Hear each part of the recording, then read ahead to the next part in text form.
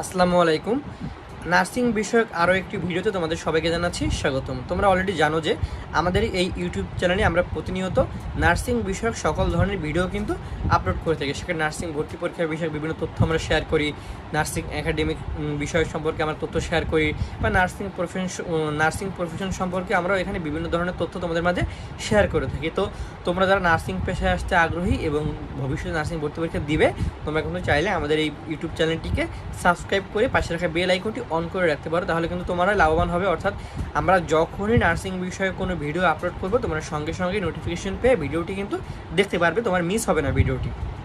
আচ্ছা, আজকে আমরা খুবই গুরুত্বপূর্ণ একটা বিষয় নিয়ে কথা বলবো, সেটা হচ্ছে নার্সিং ভর্তি পরীক্ষায় চান্স পেতে গেলে, বলতে নার্সিং ভর্তি পরীক্ষা দিয়ে একটা সরকারি নার্সিং কলেজে চান্স পেতে গেলে তোমার মিনিমাম কত নাম্বার পেতে হবে, বা নার্সিংয়ের কাটমার্ক মেইনলি কত হয়, প্রতিবার অ্যাভারেজে কত কাটমার্ক থাকে, এটা সম্পর্কে আজকে আমি বিস্তারিত বলবো। তো চলো দেরি না করে ভিডিওটি শুরু করা যাক। মূল ভিডিওতে যাওয়ার আগে তোমাদেরকে একটা কথা আমি জানিয়ে রাখতে চাই, সেটা হচ্ছে নার্সিং ভর্তি পরীক্ষার্থীদের জন্য আমরা অনলাইনে ফ্রি এক্সাম নিচ্ছি। যারা আমাদের অনলাইনে ফ্রি এক্সাম বেসে অ্যাড হতে চাও, তারা স্ক্রিনে দেখার নাম্বারে আমার সঙ্গে হোয়াটসঅ্যাপে যোগাযোগ করতে পারো, আমরা গ্রুপে অ্যাড করে দিব, এবং এই নাম্বারটি আমাদের ডেসক্রিপশন বক্সেও দেওয়া থাকবে। তো চলো কথা না বাড়িয়ে মেইন ভিডিওটি শুরু করা যাক। আজকে আমাদের ভিডিওর মূল টপিকটা ছিল হচ্ছে নার্সিং ভর্তি পরীক্ষার কাটমার্ক কত হয়। দেখো, নার্সিং ভর্তি পরীক্ষায় 3টা কোর্স রয়েছে: diploma in nursing, diploma in midwifery এবং বিএসসি ইন নার্সিং। প্রত্যেকটা পরীক্ষার কাটমার্ক কিন্তু আলাদা আলাদা হয়। এমন না যে আমি অ্যাভারেজ করে একটা কাটমার্ক বলবো তোমাকে, এমন না।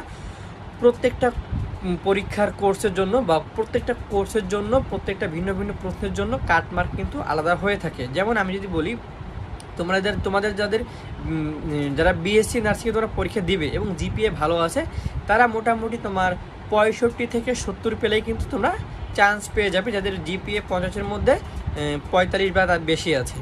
এবং যাদের জিপিএ থেকে মার্ক 40 থেকে 45 এর মধ্যে আছে, তোমরা মোটামুটি 70 থেকে 75 পেলে বিএসসি নার্সিংয়ে চান্স পেয়ে যাবা, মেয়েরা আশা করা যায়।